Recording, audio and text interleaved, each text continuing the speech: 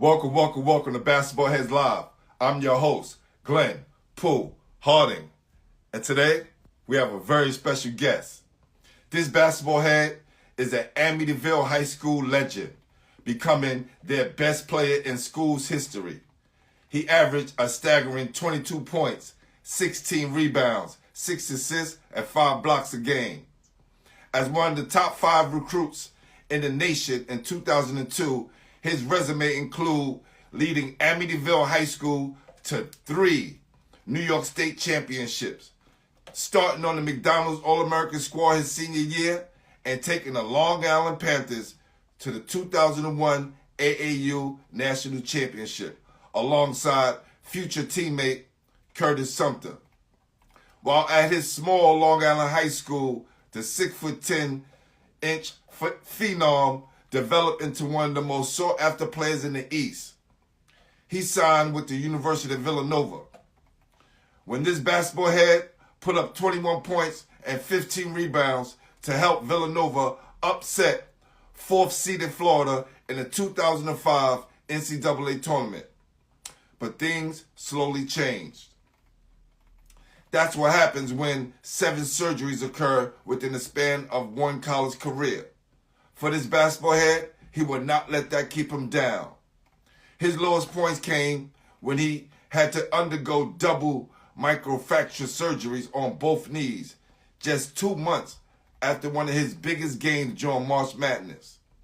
After college, he had short stints overseas and with the Harlem Globetrotters, rounding out his playing days. An anticlimactic ending to explosive beginning of one of Long Island's legends. Ironically, it all worked out because the NBA paid attention to him when he was in that suit. So a year later, the Austin Toros, San Antonio D-League affiliated, hired him as an assistant coach. He also spent some time with the Phoenix Suns organization as well.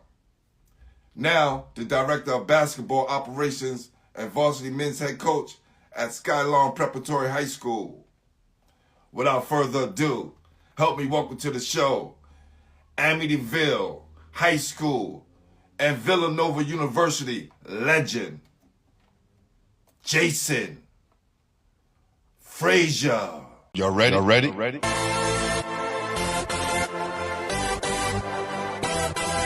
Yes. You have just stepped out into the world of chaos. Where everybody goes hard. Come on. Go hard. Go hard. Go hard.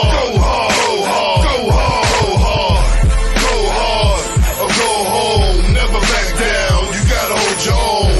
Go hard. Go hard. Go hard. Go hard. Go hard. East Coast. Go hard. West Coast. Go hard. Midwest. Go hard. Dirty.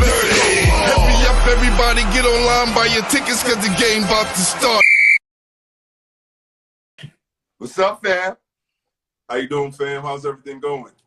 I'm doing awesome, brother. I'm doing awesome, man. First of all, let me shout out my guy Spoo for making this happen. My guy Sheldon, co-worker, my friend and all that, who reached out to you, man. Yeah, He was telling me about you for the longest, bro. He was like, yo, you gotta get my man know. I'm telling you, fam. I know, Duke. We just need to connect. Right. Glad to have you on, my brother. I'm glad to be on. Appreciate you, man. So, what I like to ask everyone is, who introduced you to the game? Man, so actually, it was my mother.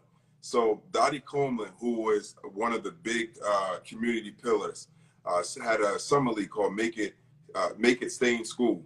And it was a summer league right there on LI that was made to give the kids of the youth something constructive to do rather than running the streets. Right. And here's how the story goes. You had to be 7 years old. It was 8-year-old was the entry. And I was 5, but I was a big 5-year-old. And Wow. my mother begged her. Yeah, my mother begged her. She said, look, I want something for my son. They said, how old is your son? She said, he's 5. And then they said, oh, I'm sorry, ma'am. And I'll happen to be there when my mother, brought me up to the park. And they looked at me, they was like, well, maybe we we can let them in, you know. And I'll never forget my first summer playing. I ran up and down the whole court, and I got one pass. I touched it and got rid of the ball back again. I was a little 5-year-old playing with the older kids. Yeah. Nervous, right? Listen, yeah. That first game, I don't care, 5 years old, 10, very few of us go into it knowing what's going to happen and what to expect. Everybody else is shook. Right. That first game. Right. Yeah, definitely. And it was always, you know, I it's interesting that that I can remember that game as well as I can remember it. But it was fun. It was fun. You know, it was good. And my mom, you know, shout out to Mom. Yesterday was Mother's Day, but a big shout out. Salute moms. Yeah. To all the moms out there. And just like how my mother had the foresight to understand, look, let me get my son into something that's constructive, you know, to give him something to focus on outside of anything that's negative. That's real, man. That's real. Hold on for one sec. Yeah. I got to do one thing. Got that right here.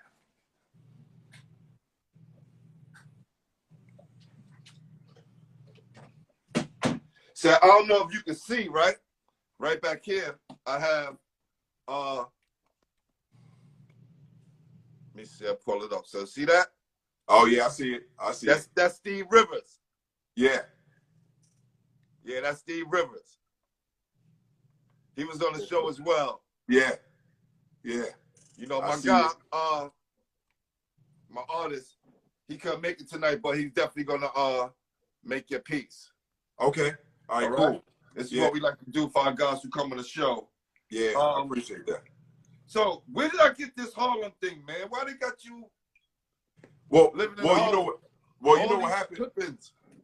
You know what happened, because actually I was born in Harlem. I was born in Harlem Hospital. Got you. Yeah. So here's what happened. My grandparents immigrated from Jamaica to the U.S. and they lived in Harlem. And then my mother finished high school there, where she met my father, who happened to be Jamaican as well. And they had me, and my mother didn't move out to Long Island, Amityville, until I was 4. So I was born, my birth certificate, I was born in Harlem Hospital, lived out, I was a little kid there. And then again, that was my mother's vision. She said, hey, let me move out to Long Island. Let me try to find something that's a little bit slower pace, something so she could raise me. And then when we got out there, she looked into sports, because she plays sports herself. Because I'm saying to myself, how the hell that they get that mixed up? Because all the Harlem people gonna say, nah, son, he from Harlem. You know how that go, right? Yeah. I know how that. I know how that go. Shout out to Harlem still. Harlem world all day. But for sure. But yeah, like I said, you outside of that, you'll see, man. Like I love my Aville, man. I'm from Amityville, rep it all day. Strong Island all day. I know eventually, I don't see it yet, but I know it's gonna be Strong Island gonna be in the building. But yeah, no doubt. Yeah. My guy Rick Cole, my guy Rick Cole from Uniondale, he's up here repping. Okay. You know what I'm saying? Yeah. Definitely. Yeah. And also, I had a teammate some years ago when I was at Fairleigh Dickinson. He passed away not too long ago, named Lou Wilson from Amityville. Yeah, I remember Lou. Yeah. That was my guy. That was my young guy, man. Love Lou to death, man. Changed his whole life around, Yeah. And an unfortunate incident, man. Yeah. We know, because here's one thing about the Ville, man. We big into our alumni. We big into the history, respect it. Like this, the 12th, I actually get inducted to the Suffolk County Hall of Fame. And one big thing that I stand on is, but I'll make sure I send you that invite. I'll share it to everyone pretty much, because it's virtual. So that way, cool, definitely. I'll send you that invite. But just being from Amityville, all your success and everything that you accomplish, you stand on the shoulders of those who came before you.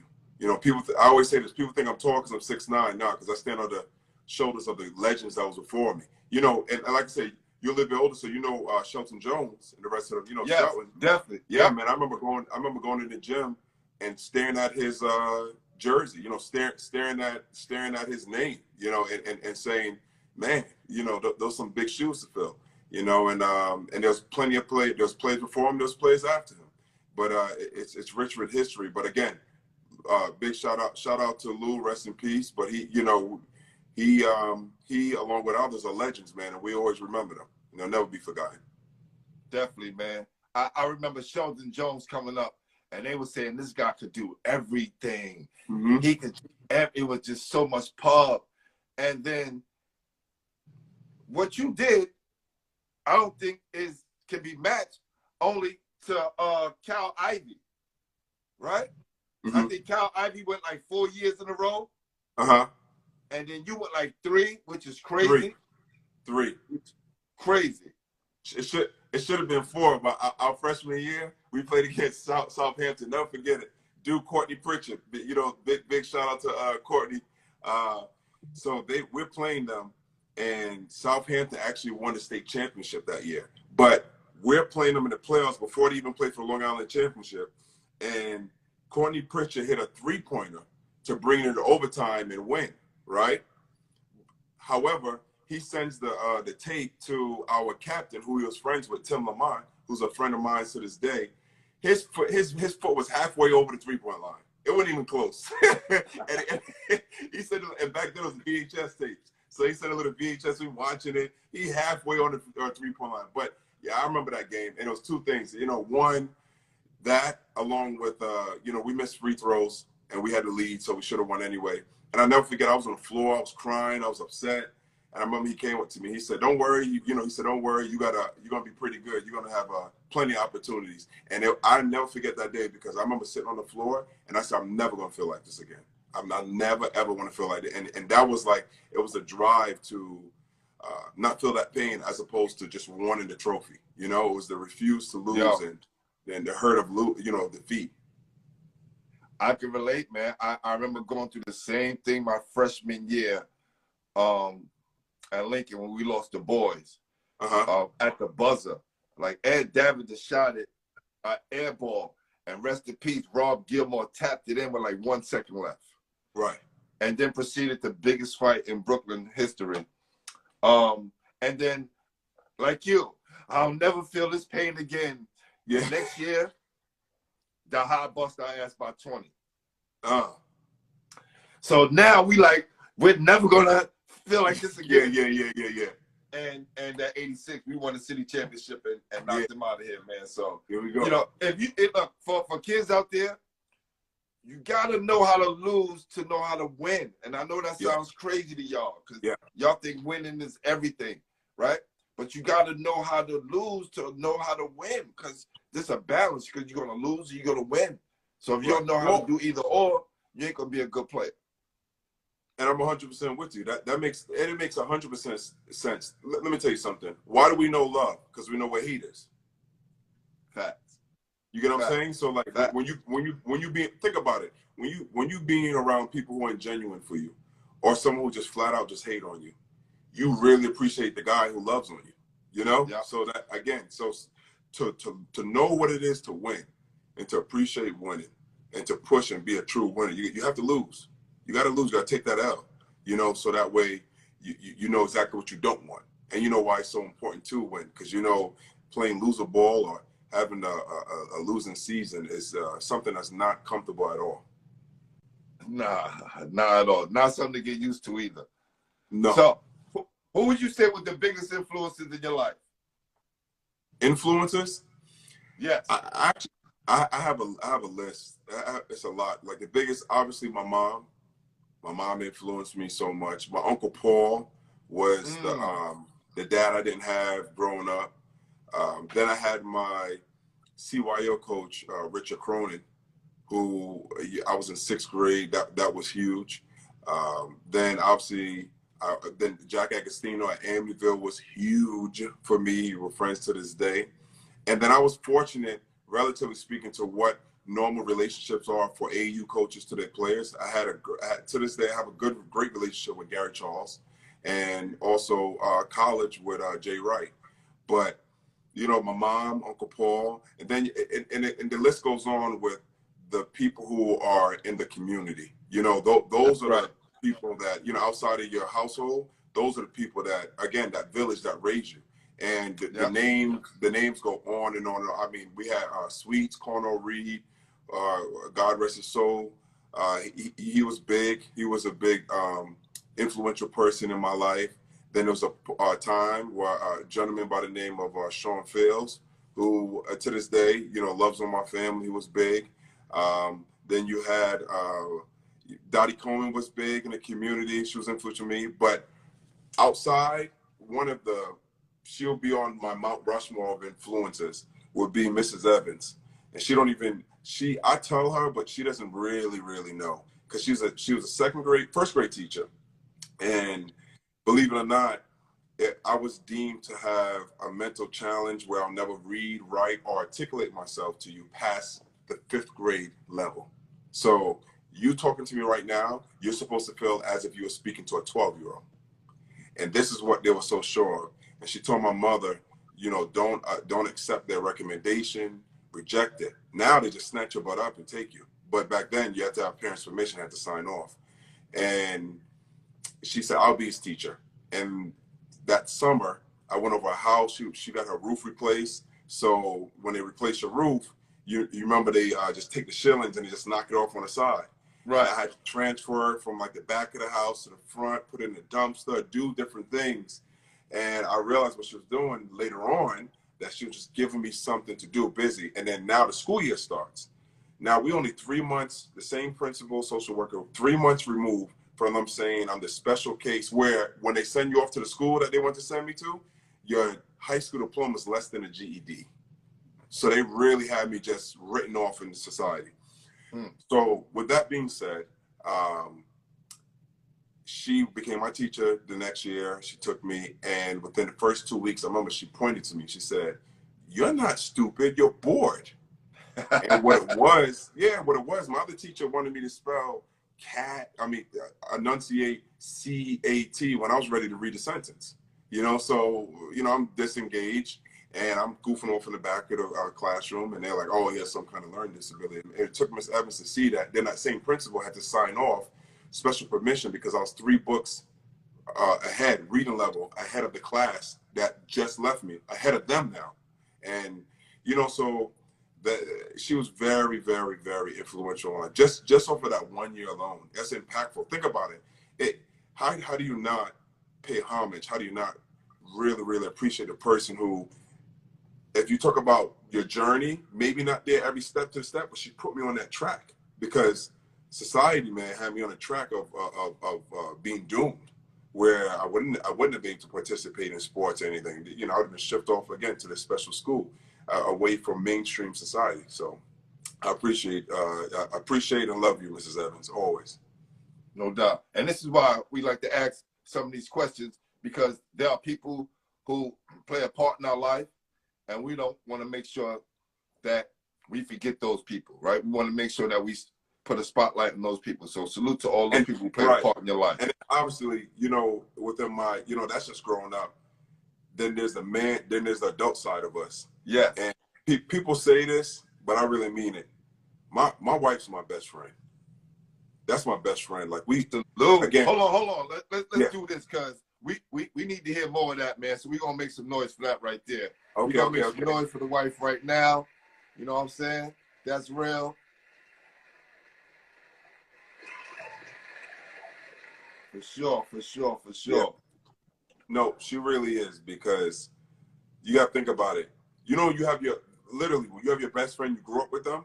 Me and my wife, we were teenagers together. We've been come November. That was gonna be one of my questions too, but I'm glad we covering this now. Yeah, come November, this coming November, we'll be married for 17 years. 17. Ooh. So we saw each other when, you know, teenagers, 18, 16, and she just, if you look at it, man, like think about how you were at 16, think about how you were at 18, think about how you were at 17. We saw each other literally grow and learn life together. I mean, when we first got together, we didn't know how to properly use a debit card. You know, we and then now, from there, I seen her, you know, being head of all the nursing in a hospital. You know, she's a professional music artist. I mean, the list goes on of things that she could do, but it's the life lessons. It's the It's the telling me straight like how it is. It's also being my biggest champion to push me at times. And then there's so many different words of wisdom I got from her, and we feed off each other. You know, like it's like simple stuff. Like I never forget how she even said simple. It was a situation with basketball and making career choices. She said, you know, here's what you need to do. Look at A, consider B. Then you can choose between C or D. But the point what she was making was, she said the line, take the meat, throw out the bone. You know, take the good that everyone is giving you, or take whatever people give you, even if it's a small portion of it, even if it's a bad, you know, I remember she said, even if it's a bad cut, there's some meat in it. Take the meat and throw the bone out, and then leave it at that. You know, don't get hung up on the negative part. It's just many different things, man. I love it. That's my baby. That's my best friend. Salute. Yeah, Definitely. So when you was coming up and you start to figure things out, who was the guy in the neighborhood that everyone looked to that was that guy? I mean, and here's the thing about Amityville. It's, you know, normally when you have these other schools where you can transfer and you have people that come to there. So Long Island, you have to go to the school that is zoned. So whatever zone you live in Amityville or parts of Massapequa, you are in Amityville School District. So you had to go there, right? So you saw a lot of different guys. I remember growing up, before looking at high school, my cousin, Sean Campbell, he was the one, you know, at Boulder Mac Park. He used to run a lot of guys off that park. And then you get older. For me, it was a gentleman named Oliver Hickson, who was the big at Amityville at the time when I was in 5th grade. And I remember he came down because they had to come down and use the, you know, every now and then the high school has to use the elementary gym. Yeah. I happened to be in school, and Oliver is all of what, probably 6'4", 6'5", but to me, he was like a 7-footer at 5th grade. Right. You know, and you know, he was that center, that guy, you know, to look at. And then I got to about 8th grade, and there was a gentleman by the name of Terrence Stevens. And I remember so the thing with him, what resonated with me, I always had to be, I had an underdog mentality. So a lot of people look at my career, and then we can go through it here, or it'll come out some other time where there was not one step where things was handed to me. Like a lot of times I got the team that I flourish at, I was in there for a favor, tagging along with somebody else. Or I was just like a third option. And then, but everything panned out, I fought.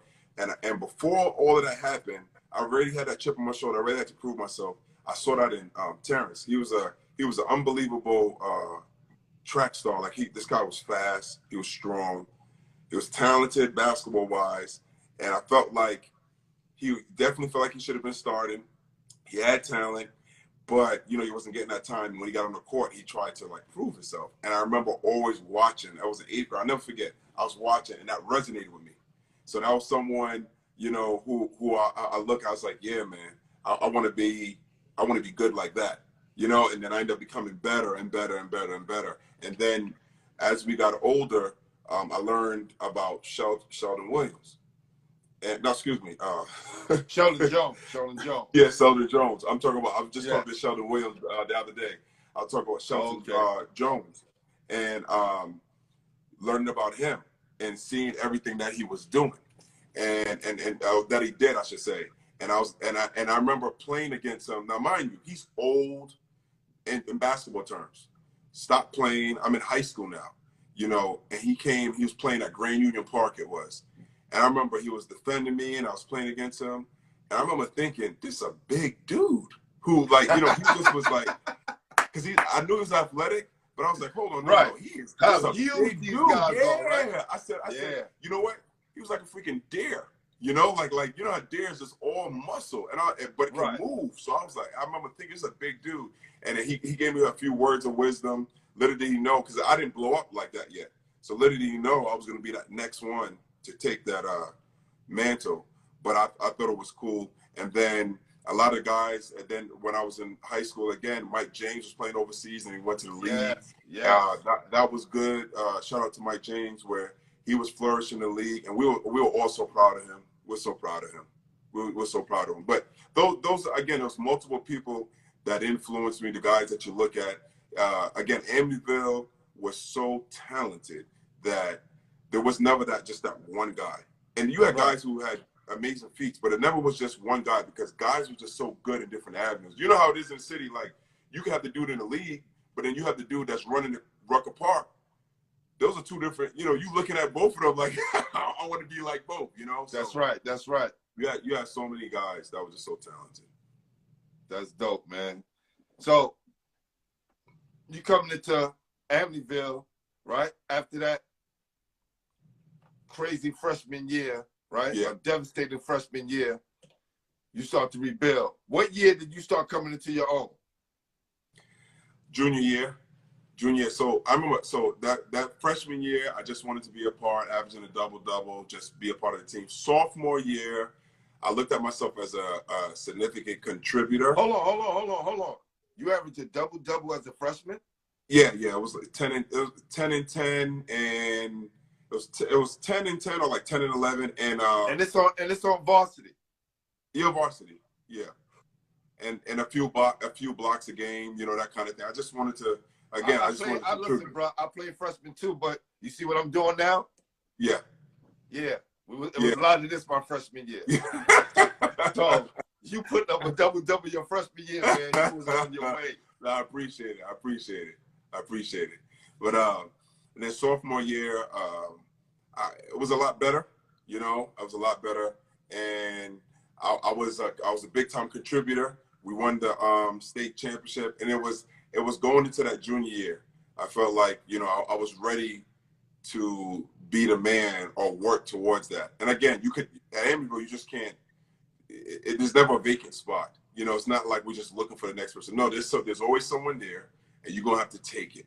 And then when I say take it, Amityville's about playing together, and it's about team ball because we're trying to win championships. So you're just going to have to outperform the other individual by doing your role that well. Not so much as I'm going to score and I'm going to show I should be scoring all the points, but it's more so of you just got to have a bigger impact or whatever your role is. And I remember that junior year, and then junior year was fun. There was junior year, I knew it was coming to I felt like I was coming to my own. We were coming to our own as a team because the expectation to win and the thought of losing was like, no, we're not supposed to lose ever. That's right. That started then. So I know right about this time you starting to venture out, starting to play AAU. What year you start playing with the Panthers?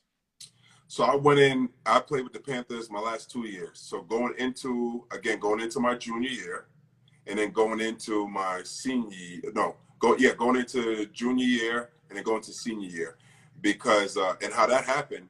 Tristan Smith, who was a point guard, went to St. John's, and then he finished his career at St. Francis.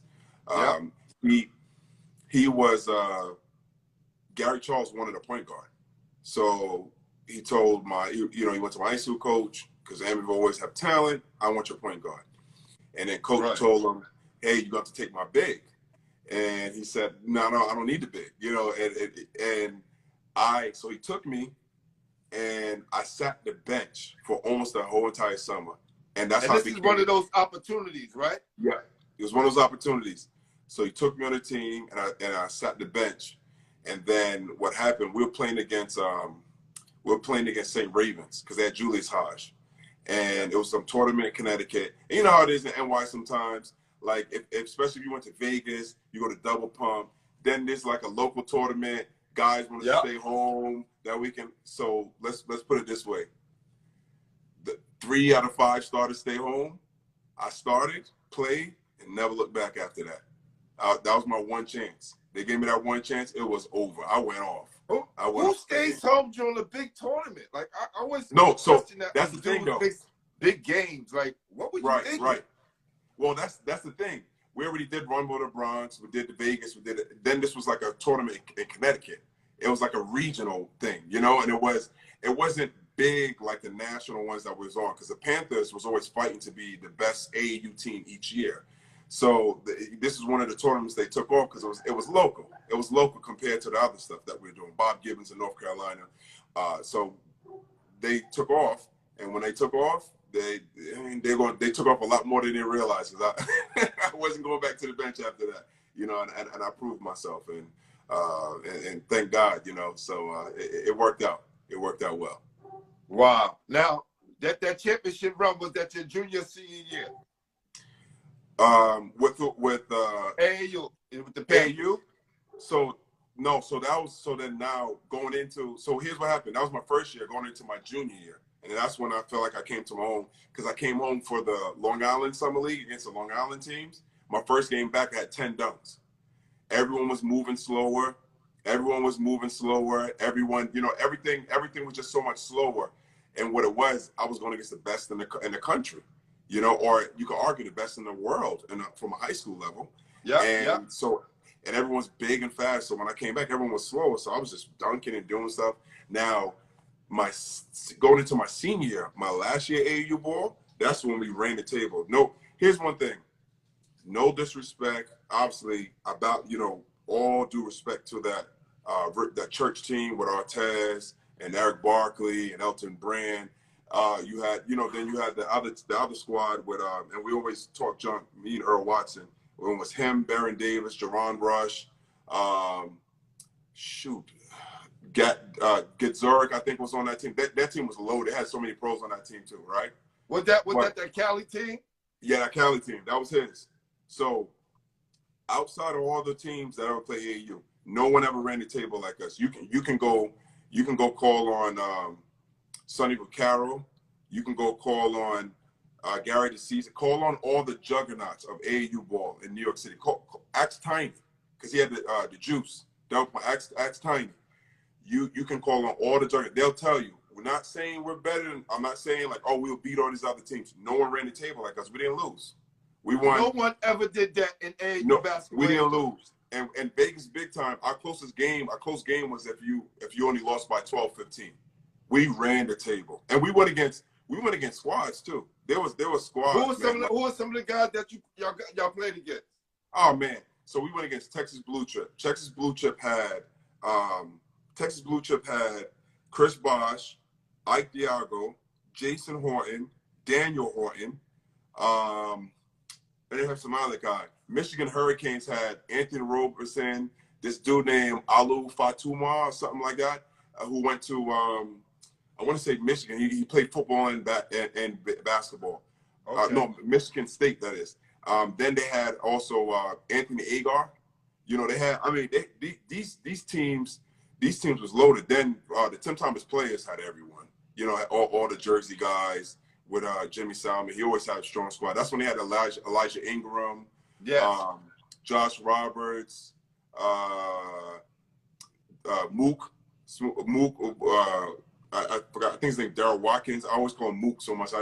But you know, and our team was stacked too. I mean, it was myself, Curtis Sumter, Charlie Villanueva, Taekwon Dean, who was nice out of Jersey. And then what made us when we were getting ready to go in all the tournaments, when Darryl Hill, Showtime, joined as a point guard, it was over. It was over. Because where's he from? He went to Cardozo. Ray, Skip is on here. Yo, if you're on here, man, definitely need to get that guy on here, man. Because I hear his name a lot. Showtime show? Oh yeah, yeah. Darryl Hill. Yeah. I'll contact him and get on here easy. Yeah, man. Shows. I got a short story real quick, right? With Gary Charles. I had Kenny Charles, the NBA player, on the show. Yeah. My assistant switched up the dates and switched the names. So I'm like, Gary Charles, but the Charles was stuck in my head. So I forwarded the flyer, made a whole flyer, forwarded to Gary Charles. Last minute, me and my guy told me, like, nah, G, it's Kenny Charles. I was like, shit. I had to forward Gary Charles an apology, like, my bad. Right. I told you you're supposed to be on the show, but we would love to have you. And then, you know, but that was one of my only interactions. Well, I had some early on, but when he kind of had the whole Long Island Panther thing, I was long gone for playing basketball. But y'all guys moved in the space because it was Gauchos, Riverside, and the Broncos. Mm-hmm. And then the Broncos kind of faded. And then Long Island Lightning came up. And then, look, I'm going to check, because if y'all ran the table and nobody else did it, legendary, and you guys should be in the Basketball Hall of Fame. Yeah, people talk. You know what happened? It's because of injuries. Because normally when you look at AAU teams, when you look back at it and you think about the ones that went pro, right? You'll say they have 4 guys that went to the league. If I don't get injured, I'm in the league. If Curtis Sumter don't get injured, and it's not like, oh, twist the ankle. Nah, I mean, I had a microfracture, I had double microfracture. Kurt tore his ACL twice. He was going to be going first round. Taekwon, actually, I think he hurt his hip. So did Darryl Hill. I'm talking, it was major. And the only person I didn't get injured from the starting 5 was Charlie. And Charlie Villanova was in the league. Right. The only one I didn't get injured. And then That's even our bench, we had Hempstead. If Hempstead's in the building, there, Auburn Scott, one of the greatest out of Hempstead. He came off. Tim Doyle from Long Island. Also, he went to St. Dom's. We had Marvin McCullough. Remember Marvin McCullough from All Hallows? Yeah. Marvin was coming off the bench. We had a squad. Wow. We had a squad. Mikey Claxton was one of Speedy's brother. Too, man. Yep.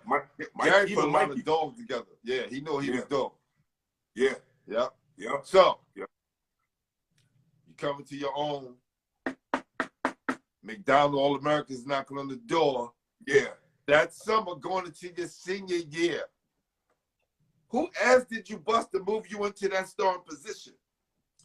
Because I know it had to be a camp, a tournament somewhere where they said, you know what, he's going to be the 5th starter.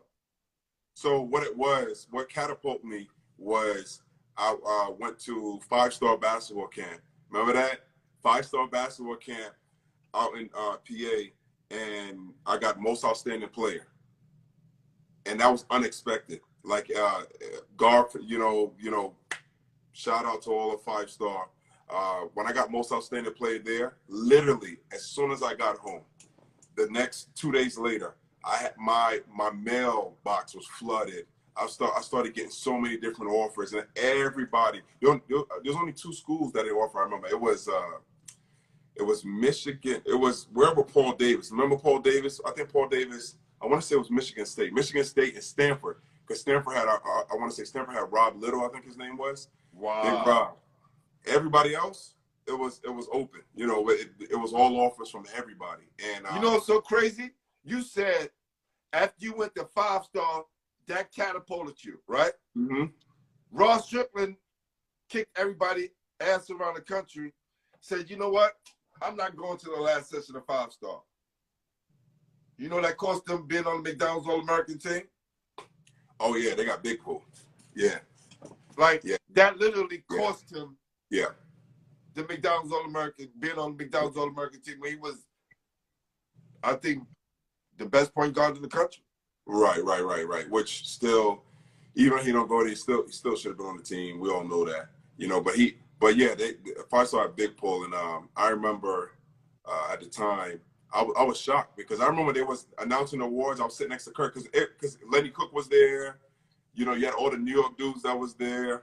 I'm trying to remember how Kurt was there with me. And then I remember just sitting next to Kurt, and we sitting on LeBron was there? LeBron was there? No, that was the only camp I been to with LeBron. I played against LeBron a few times, but the only camp I went to was when he was at ABCD camp. Yeah. When that year with him and Lenny. That's the only camp that we've been doing. But at there, everyone was there, man. They had a lot of talent, and I ended up getting the most outstanding player. I think, you know what it was? People, it's all dependent on what you value. So those who had me high regard, like at 5-star, also Mike Sullivan, shout out to him, for Rival Hoops, who had rated me #1 player in the country at one time, my senior year, is because my team, I was big on, I would tell you how good you are. I would even say you're more talented, or I even say you're a better player, right? But when we play tonight, you're going to lose. Oh, don't get that twisted. I'm like, they'll be like, oh, I think he's better. I'm like, yeah, you know what, he can shoot better. No, seriously, I'm like, yeah, he can shoot better. Man, he got handle and everything. And then I remember talking to a Newsday reporter from Long Island. I think it was Jason Monolette. when at the time, and he kind of like looked at me because I'm praising. It was Amari and a couple of other bigs, and I'm praising him. He was like, "Hold on, do you not have confidence in yourself?" And I said, "Oh, don't get this twisted. We winning. I'm not losing. I don't do that losing stuff. So that whatever that means, if I gotta lock you up, I gotta go switch out on your wing because your wing is killing everybody. I gotta bring the ball up to half court, and then so we can get our offense. We winning. I'm not losing the game. That's not an option. That goes so those people who value winning, that's what catapulted me because someone else would look at the talent, but I was going to get the most out of myself and I was going to get the most out of my teammates to win the game.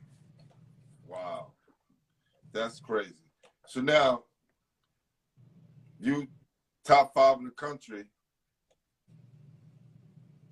Some say you number 1. That recruiting process, what places did you visit besides Villanova? So I went to, my 4 schools were Villanova. Well, first one was Louisville. Then I went to North Carolina. Then I went to St. John's, and it was Villanova. Thank God you didn't go to Louisville. But anyway, I just have a thing. I have a thing about Louisville and Syracuse. Yeah. I think Louisville and Syracuse players don't get any better. So when I actually did my recruiting, the 2 schools, I told myself, I was lucky enough to be hard-headed to a degree when I was in high school. I promised myself, I said, Jay, I'm talking to myself and everything. Third person, I'm like, Jay, do not commit on your visit. Whatever you do, go home, do not commit. And I promised myself that. If I was, 2 schools I would have committed to was Louisville or North Carolina. And definitely North Carolina. Let me tell you, man, so we played the Long Island versus New York City All-Star game. And right after the game, there's a limo driver. Now, mind you, I'm from the hood. I wasn't in limos, and I didn't fly. I was outside of the few times for AU ball. So there's a limo driver holding a sign with my name. So I get in the limo. Then we went to a private airport, and I get onto Pitino's private jet with the slide-out swivel seats. I mean, mind blown, right? So I'm on there. It was only myself, the captain, the co-captain, and the co-captain's wife. I remember was on there, went for a ride. But I'm just sitting by myself, like no one around me, just no one there. And I fly to Louisville, never limos there to bring me. We go to Pitino's penthouse. So we go all up at the top. And I think his name was Carlos Hurt, because I remember I was a fan. I was a fan of his.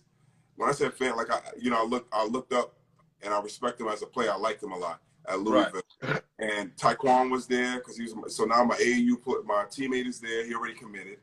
And then you had Carlos Hurt, you had other guys there. And we had the penthouse of Pitino. And it was fun. We were just there talking. It was some kind of game or boxing, something was on. And then we left from there and they showed me around campus. And what I liked about Louisville that stood out for me was in the practice. Pitino ran his practice like he normally did. He cursed the players out and like what coaches do, intense. Right. I respected that though, because my thing was I want someone to be real. I don't want that. He didn't put on an act for you. No act. So I respected it. My family respected it. Now North Carolina, man, North Carolina was let me put it this way. This is probably why North Carolina was so memorable. It was during their Hoops Mania, Midnight Madness. On Chapel Hill. They knew exactly why they brought you there that night. Yeah. So I was there. I remember Trevor Reason was there. He was a year after me, but he was there early just looking. I think it was unofficial. Raymond Felton was there, who I became cool with. So we're in there. So it's Midnight Madness. We're in the gym. They're having the game. Theirs is what would be blue-white game. They're having their game. And at some point, it was like a dead ball. It was right before, or it was a dead part right after the intros. The lights dim, and then all of a sudden the spotlights go on 5 shirts, 5 people. They have no shirt on. They all stand up, and then one person turn around quick like that, and he had a J on his back, painted, and the whole crowd goes J. Next person, A-S-O-N. Jason, It was crazy. 10,000 people screaming out. They're ready. think about it, they're already going nuts because it's Midnight Madness, and they're already, the energy's on a, from a scale from 1 to 10, it's on a 20, and I mean the hype was crazy. And then I remember walking with Coach Doherty at the time, and the bell rung, and in the college dorms, how the stairwell oftentimes is glass. So when the bell rung, I'm in the quad. So everybody saw me walking with Coach Doherty. They stopped and started doing the chant, and you could hear them through the building. It was unreal. And I remember getting close. I remember going in my hotel room going, please don't commit. I had to really convince myself. It was unreal. But then I went to St. John's. St. John's was cool. It was good seeing my teammate Tristan was there. And then Villanova. What stood out for me with the Villanova visit was it was one thing. There was a player, Brooke Sales, who he was graduating. So I was never going to play for him. But he recruited me almost as if he was going to win a championship and he needed me. So I respected that. I was like, all right, this is different. And then I really liked Gary Buchanan, who was the senior. He was going into the senior year there, and he took me under his wing. And on the recruiting visit, I just loved the vibe of the team. And there was nothing special going on that weekend, but I really enjoyed myself. And my thought was, I'm real big on getting along with teammates or liking your teammates, because when you have that, when you're in sync, even games you ain't supposed to win on talent, you're going to win. Trust me, I know. Yes. Yeah. So, that was big for me. And I remember telling myself, if I feel this good and nothing going on, what happens when the campus start jumping? And then that was a big deciding factor in choosing Villanova. I think that's another lesson kids should listen out for, because I went through the process. Every school that I went to visit, it was popping, right? Yeah. And the first day of school, you think it's popping like that every day, and nothing is going on for weeks. Right. Maybe months. You know what I'm saying? Right. Something happens. But yeah, that's the whole trick, man. They gotta do what they gotta do to sell their school. Right. So now you're on campus. You're on campus now, Villanova. What transitions you gotta make off and on the court? So I'll be honest, I remember Randy Foy's my roommate, and we both had the same struggle. There was two things. You gotta remember, he's from Newark, New Jersey. I'm from Amityville, but I'm from the north side of Amityville, right?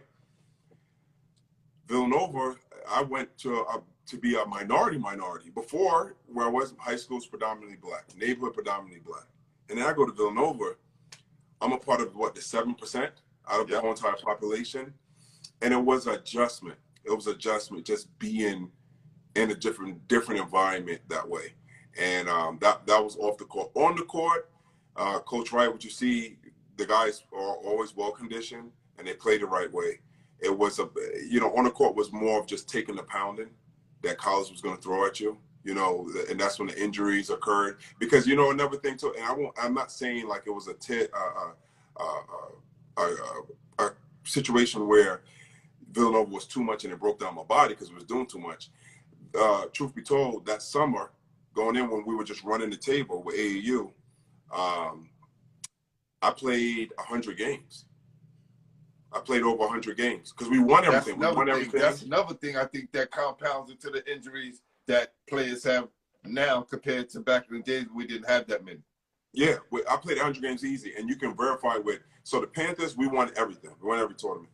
Then the one time that Panthers was going on a small break for a few weeks, I played with the 10 Thomas players because Gary Charles and Jimmy Salmons are real close, and we won every tournament then. We won the Howard Pooley. We won some tournament out in Chicago with, I remember we played against Sean Dockery in the final, so I was with them, and we won everything. So I won everything with the Panthers, went to Tim Thomas players. We won the 3-4 tournaments that I played with them too. So it was amazing. It was amazing summer. But all of that playing, then going into college with everything that they do. And at Villanova, it's a year-round program.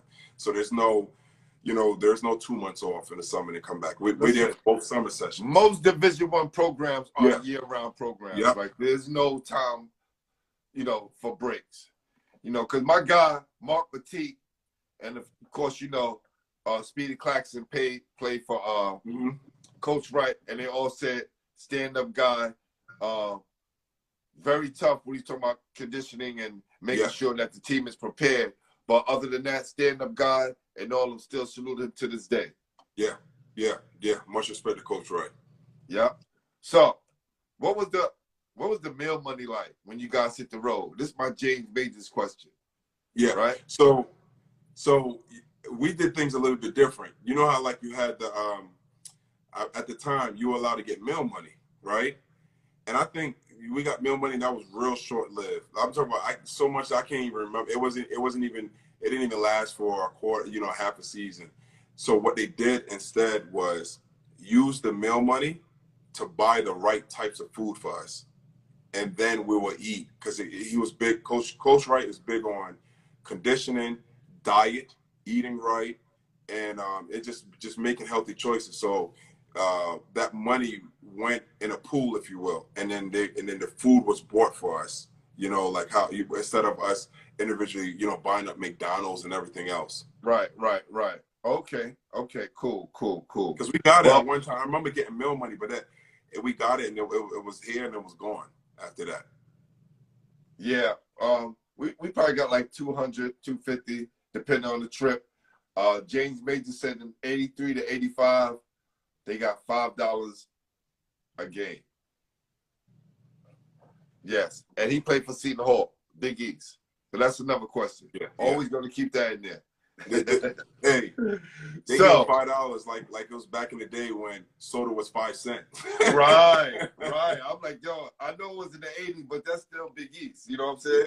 Yeah. When the Big East was the Big East. Yeah. Wow. So you coming in freshman year, right? How things going for you? And when did you start to really click for understanding college basketball? So freshman year, it was tough because I'm dealing with my injury started. You know, it was the start of a long process, and I didn't know at the time. And I remember learning the game. Villanova was going through a transition period so we're Coach Wright's first full recruiting class. So he's really trying to make his mark on what Villanova basketball is, of what Brooke Sells and then Gary Buchanan, Ricky Wright, and Derek Snowden, and Andrew Sullivan, Andres Block, all those other guys started to build. And do you remember Ricky Wright that went to Villanova? Yes. So a lot of people don't know. Ricky Wright was basically Anthony Glover, but with a little bit more bouncy. Got light skin. Meaning, so we was in practice, Rick used to beat the crap out of me. Oh man, it was child abuse. Rick used to flip. I hit the floor so many times, but it was good though, because I kept getting back up and kept fighting. And I remember my body, I remember feeling so bruised. Like I used to, Jeff Pierce, the trainer who recently retired from Villanova, used to put, from then on till when I graduate, you remember the old galvanized cold tubs that they used to galvanize stuff? Okay. So normally you put water and you throw ice in it. He put ice and then filled it in with water. That's how cold my ice baths were. And people was like, oh, you crazy, but they didn't realize what I had to do. My body hurt so bad that I needed that. Every practice, every game. And then sophomore year came rolling around. So now the seniors are gone. And the upperclassmen, if you will, or the leaders were all sophomores. You know, Derek Snowden still was there, which helped a lot. But you had, you know, the bulk of the team was that recruiting class. And we had to learn a lot. You know, we still was learning. And, you know, you had good games, but then you had bad games to follow behind it. And I think we really started turning the corner. It was our junior year. And I remember why. Practice started to become fun. But here's the thing. We didn't do anything different. If anything, we went harder. We started to grow up and realize fun for us. Now we had man, we had guards galore on the teams. At the junior year was when McDonald came, right? So you had Randy Foy, Alan Ray. So you had a future first team. Alan Ray, Kyle Lowry. Yeah, Kyle Lowry came. Kyle came.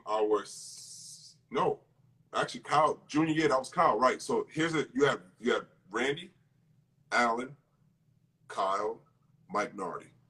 I remember that team, man. Yeah, y'all was shaking and baking. That's intense. That's junior year, right? That's intense. Then it was Marcus Austin, Chris Charles were there. Then you have myself and Kurt Sumter.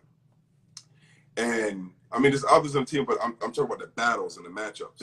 Right, yeah. And practice became, we knew, because before I remember saying, man, let's just get through these drills. We grew up and turned the corner when I was saying, all right, we're going to win all 3 of these drills. Not like get through it. No, we're going to win it. And then on top of that, we walking in the locker room, and Alan Ray had the biggest mouth. He'll be like this, oh, yeah, Randy about to get it today. I'm winning this. And depending on who team, you'll look up on the board or hear what the coaches say. And it'll be like, so you rather have the blue penny or the white penny. So whatever penny the other team was, let's say they were blue. If Ray is on my team, I was like, oh, you on the winning squad? Let's go, yo, lock that up. Randy don't want this. Send them.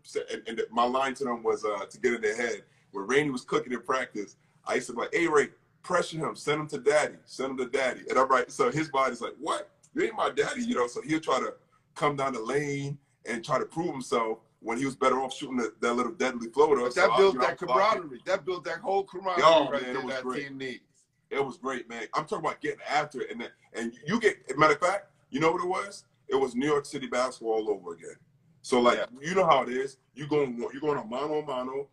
You guarding somebody. I'm hyping you in the back. Snatch that, G. Snatch that. And I'm saying that. Then the dudes on the sidelines is talking. That's Coach Wright. Coach Wright used to be like, kick his A. Kick his A.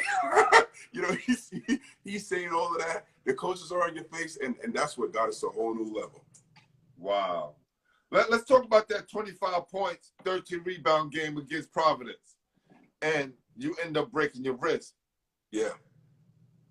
Right? It seemed like you get those highs and then a stream low. Yeah. That, and also a couple of things happen where people don't realize, they don't put together. One, I want to say we broke 11 game or not 11 year. It was 11 game streak which would have been 11 years. We didn't beat Providence at Providence.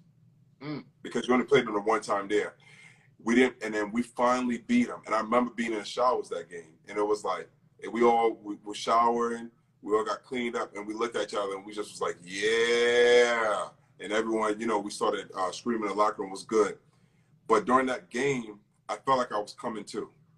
I had all these injuries, and I said, yeah, now I'm coming to. Like, my legs was feeling good with some kind of consistency.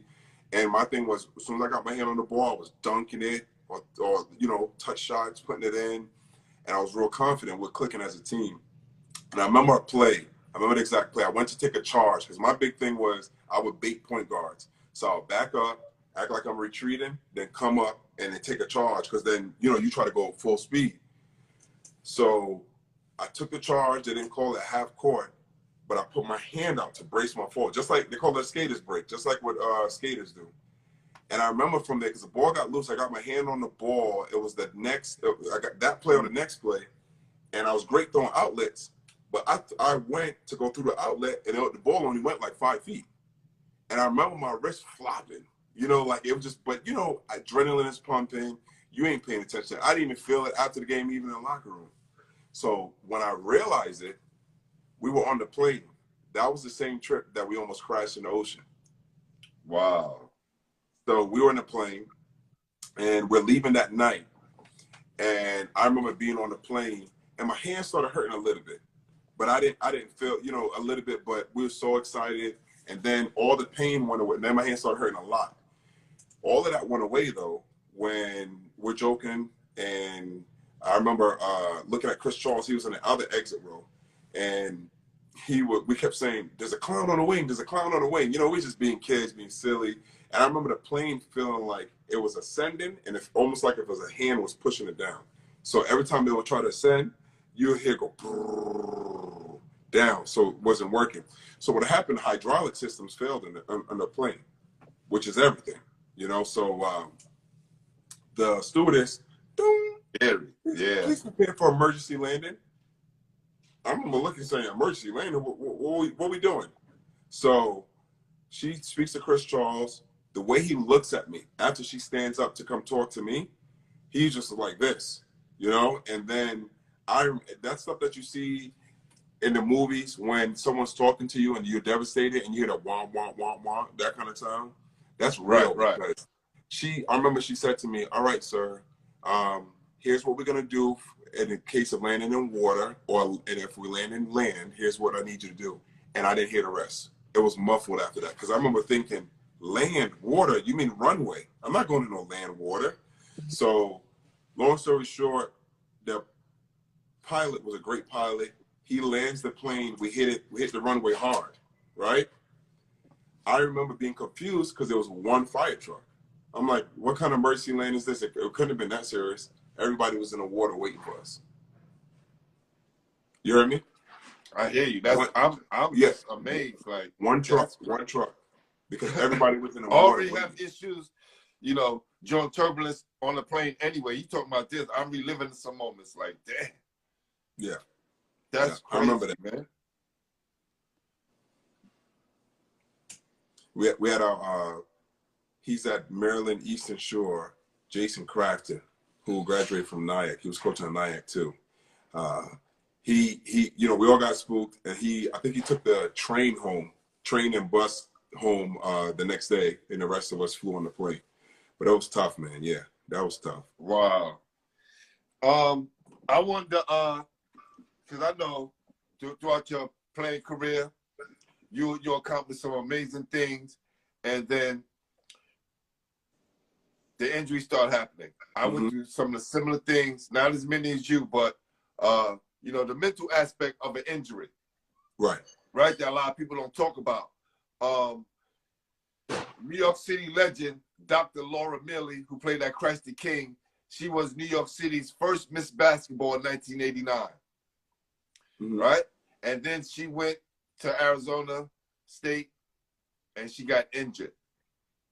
And, you know, she went through some things mentally and emotionally that kind of prevented her from getting back to where she needed to be at that time. So years later, she wrote a book called Psyche of the Injured Athlete. Okay. And we had her on the show. And I like to promote it every now and again when we talk about athletes who, you know, had the spirit to injury, because a lot of times people just looking at us and think it's just all physical, not knowing the emotional part that comes with that. I think the emotional and the psychological part is the biggest part. When Kyle Lowry, I was rehabbing every year. Kyle Lowry tore his ACL, and when he first came, and he and I were rehabbing together, and I remember there was times I call it the look. Anyone who has rehab, you know, it's the look. It's when the athlete comes in and they got that look in their eyes, and they just look at the trainer, and you know they're gone. They're gone mentally, because what it is. I remember being frustrated too. You go literally today, even if your knees are sore and you're not feeling good, you're jumping over people and dunking the ball, putting your chest in the rim. And then the next day, you can't even do a single leg squat for 3-6 inches. You know, you try to touch your heel on the floor, you can't even do a squat. You know, and you go from, you know, Kyle, I remember he was working hard with his rehab, and he just had a day where he was like, nah, I'm done with this.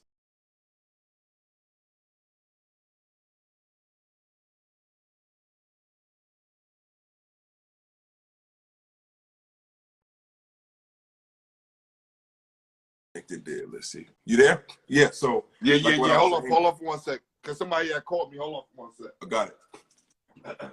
Wrap this up.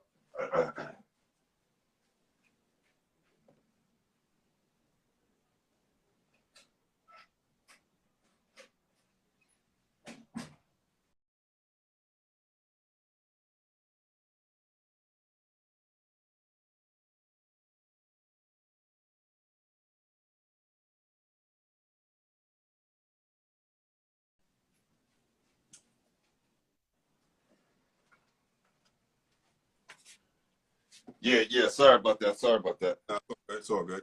Yeah, Yeah, yeah, yeah. yeah. So, like again, it's the mental part, and Yes. it's frustrating, and you know that's what it is because it's two things. It's mentally being able to get back to the point where you want to play, and then you have to trust that healing process. You want to run at certain times. You want to get back on the court, but if it says 8 weeks, I don't care if you feel strong to get on the court. Wait the 8 weeks, you know, so you can heal. And then your first year is a throwaway year. I don't care how well players play. Their first year is a throwaway year. You're not the same. Like if put it this way, do you remember Paul George's first year back from his injury? He was Yep. decent. He was decent, but it wasn't. But he wasn't Paul George, and everybody expected No. him to take them back, right? And then he disappeared during the playoff. Right, right. So, you know, now he's playing a lot better. We see Gordon Hayward going through it. You know, now he's playing a lot better this year. It's your first year is a throwaway year. So now think about it. You're injured, you take a year to recover. Then it's really 2 years. 2 years is a long time to recover from something like that, physical. Then you have that throwaway year where I don't care how well your numbers look stuff, you're not the same. Like take KD right now.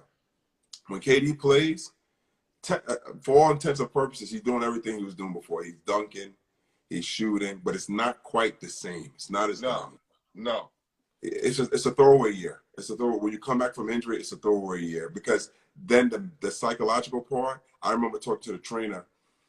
I had to force myself to bend and explode off my knees because what happens when you injure, especially if it's something that happened over time, like if you had a weak leg or weak ankle before you really hurt it, the big thing that happens is you learn your mind sends signals and it teaches you how to avoid that pain. So in other words, it'll teach you how to avoid or explode off that ankle or explode off that knee, or it teaches you how to do everything but use that injured wrist, you know? You're and compensating right now. You're just compensating. Right.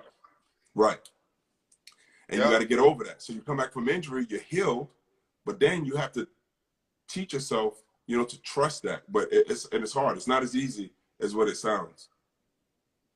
Not at all, man. So your playing career, you know, you end up strong because you guys went to the Elite Eight again. Yeah, we went to Elite Eight. Mm-hmm. Right? Went to Elite Eight. Yeah. And you finished up. What are your thoughts now that you're leaving college? You want to test the waters? Where's your mind at? So with me, I looked at it and said, all right, I remember I was trying to get into Portsmouth, and I said, all right, now's my chance to give myself time to heal. You know, I didn't have to rush and play games. I said, let me just heal. Let me heal. Let me try out for teams. Let me do that. But I end up needing a lot more time to rehab than I bargained for. I had went out to California. I was training with Al Biacani, who has a facility out there. He dealt with a lot of pros. I actually was out there with Matt Barnes was there for a while, and Bobby Jackson was there. So I would do the half court, on court stuff with them, just shooting really. But then I did all my rehab stuff alone, and it was 8 hours a day. It was a job. You know, I literally spent 8 hours rehabbing Monday through Friday, and I was waiting for that chance, and it never came. You know, never came, and that was tough. I remember there was a time where one defining moment, like I said, my wife's my best friend. I remember looking at her and I said, I feel like someone died. And she said, yeah, someone did die, sweetie. Jason Fraser, the basketball player. And I remember I just broke down crying, almost as if you heard your loved one die. I just started bawling. Because what happens, you sacrifice everything. Yep. There's so many different, I never went on a family summer vacation. When my family was going to Jamaica to visit family, I didn't go. When they went on so many different trips, I didn't go. You know, everything was basketball. It was a sacrifice. Everything, yes. Sacrifice, man. And I remember thinking to myself at the time saying, I sacrificed everything for nothing? You know, like I didn't feel like I got a return on the investment at the time.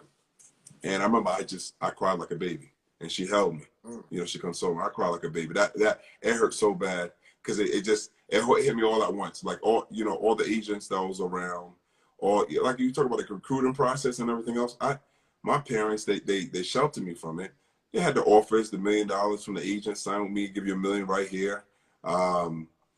Even the schools before that, certain schools, you know, take 400 grand, house, everything else. And we did everything the up and up in a straight way, because that way I don't have to look over my shoulders. I don't have to worry about any reports, anyone coming back from me. That's right, man. I thought about all the stuff that I gave up and then saying it's over. And I have nothing. It would be different if I kind of made the league for a little bit, had a contract, and, you know, couldn't do anything past the $7 million that got guaranteed to me from a rookie deal. Right. That's different. Yeah. That wasn't the case. And I'm like, man, what do I have to show for it? And it hurt. It hurt bad. But well, brother, yeah. you have a lot to show for it, because you did some things that only 1% of the people in America get a chance to do. Yeah. Right? And everybody don't make it to the league. You know how many McDonald All-Americans and dudes who didn't have your problem, right? They didn't have your injury. A lot of them, you know, faded out. Right. Didn't last as long. So for the thing that you were able to do, man, we want to commend you and make sure that some of the stuff that you did will never be forgotten. All right? Much appreciated. No doubt. And two more questions. I'm going to get you out of here. You talked about there being more competition on the coaching side than on the player side. More competition on the coaching side than the player side? Oh, yeah. Sure. For sure. Like, all right, so look at it this way. When you're a player, you have to be, for it to be competition, you're only competing against the elite, right? The elite of the elite are only but so many people. It's a lot, but, you know, it's but so many. Coaching is without limitation. Coaching is without limitation. And then when you think about it, you gotta think about it this way, Glenn. If you're the head coach at anywhere, you could bring me or anyone on, or you could bring someone that doesn't have the background and experience that I have, and that's all there is to it. And there's so much money in it now. So you know, it's very easy to do it that way, you know, when it comes to coaching and looking for position. And then when you talk about competing, it's a mental when you're actually preparing for games as a coach. You know, there's that aspects of, so everything a player does, I didn't realize it until I got on the other side of the bench at Villanova. Facts. Yeah, at Villanova.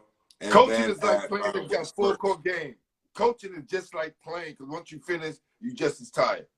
Yep, you're just as tired. And what it is, because mentally, you actually put more mentally. So you don't think about it as a player, but if a player works hard, you hear the Jimmy Butler stories, the Westbrook stories, the LeBron stories, the Kobe stories, the MJ stories, where you say, oh, they came at this time and they do that. Well, a coach had to be there. Fact. And not only does a coach have to be there, I got to prepare before you get there, you know? Or anytime the team does something or players come in, there's a preparation for the preparation. So we have to have meetings upon meetings, planning, just so when we come together to make the final plans, you know, before the player comes. So it's a lot that goes into coaching, a lot. Real coaching, a lot. Definitely. Now you're at Skyline Preparatory School? Yes. Are you there? You're director of basketball operations and the varsity coach? Yes. Where is this located? In South Phoenix, Arizona. Yeah. How was that going so far? It's going great. You know, so I just finished the third year. It was a tough year with COVID. First year, so what happened, I took over a team that had graduated 11 seniors. So basically, I was starting from scratch. Rebuilding. That's all good. It was a rebuild. Is it a prep school, or just called the prep school? It's called a prep school. So what we would call this in New York would be a public charter. Got you. So that's what it is. It's a public charter. So it's a different governing body, but it's state funded. So it's again, it would be like in New York, the public charters. So like there's dress codes, you know, from K through 8, and then the high school is when, you know, you can wear your own clothing. But, you know, again, going there was great. The start was good. It was a complete rebuild, but we made noise and we went to the state Final Four. I got Coach of the Year that first year. Then, all right, salute. The second year, not this season, the season before that just passed, we won the state championship. I got coach of the year again. And then this past year, you know, it was rough, and we fought. We had a lot. COVID hit the team, injuries hit the team, and but the guys fought hard, and they did what they could do. Like we had the injury to our best player. Others had COVID, and it was just a challenging year. However, I think individually a lot of players got better, and it's going to play dividends, especially with this year to come. Hey, Coach, all you have to do is look back on how your, basketball career went, and with all your success, there ain't gonna be some bumps in the road. So you gotta expect that. Yeah, right? yeah. So after these bumps in the road, just expect some greatness to be following soon. Yeah, right? For sure. No doubt. Yeah. All right, so about to get out of here now, but before we leave, about to do our top five. All right? Top 5 ballers from Long Island, in your perspective. In history? In your perspective, who you know? Who I know? Okay, Julius Erving. Woo! Make some noise for that, for sure. Julius Erving. You gotta have Dr. J in there. Shelton Jones. That's right. Man, that's on the spot. I would throw one of the Bell brothers in there from Hempstead. Okay. Like in Hempstead, so like man, top 5, 1, 2, 3. Shoot, yourself a Cal Ivy, man. Who's gonna be? Say that again. I said yourself a Cal Ivy. Who's gonna be? Myself. All right. You know what? Julius Erving, Shelton Jones, myself, Tom Gugliotta, and Wally Zerbiak. How's that? No doubt. Zerbiak was a bad boy. That's a good 5. How's that? That's a good 5. Yeah. All right. Some more smoke for you. Go ahead. Top 5 players in Amityville history. Okay. AJ Price, Shelton Jones. I think Tristan Smith. Okay. Mike James, and myself. No doubt. All right. Top 5 songs. Top 5 songs. Yes, for you right now. For me, so yes, Busta Rhymes was my favorite. Artist. So put your hands where my eyes can see. Okay, Busta Rhymes. Put your hands where my eyes can see. Right. Facts. Yep. Juicy. Biggie. That's right. Notorious B.I.G. Which one? I love Nas, Braveheart. No doubt. No doubt. Who else I really like, man? Shoot. Man, I was just a big DMX. Right? Rough Riders. Yeah, yep. Facts. One more. Shoot.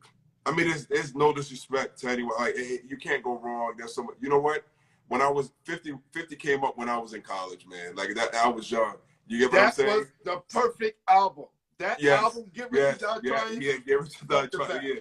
It was crazy, man. It was crazy. So you got throw. Yeah, it's so much. Like Jay. I would say Jay-Z's definitely, obviously, top 5 and enough. But for me, I loved his music, but I was more like of a Busta, the hype, Busta. I didn't like Nas. It was different. But you can't go wrong. Can't go wrong with that, man. Listen, brother, I'm glad we got a chance to kick it. You have some nominations. So now the power's in your hands because you get to nominate people to be on the show. So definitely, Gary Charles, Mike James, those guys. Yeah, please, man, let's push that forward. I'm gonna get them on. Keep that Long Island basketball tradition alive because you guys are part of New York, and we want to make sure we keep it that way. Yeah, man, it's love, and I'm gonna make sure I reach out to show Darryl Hill, Showtime.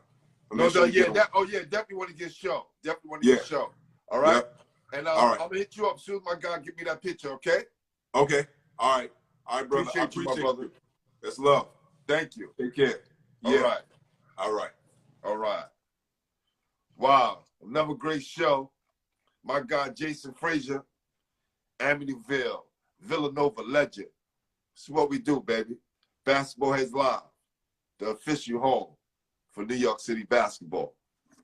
Peace. Peace. Yeah, man.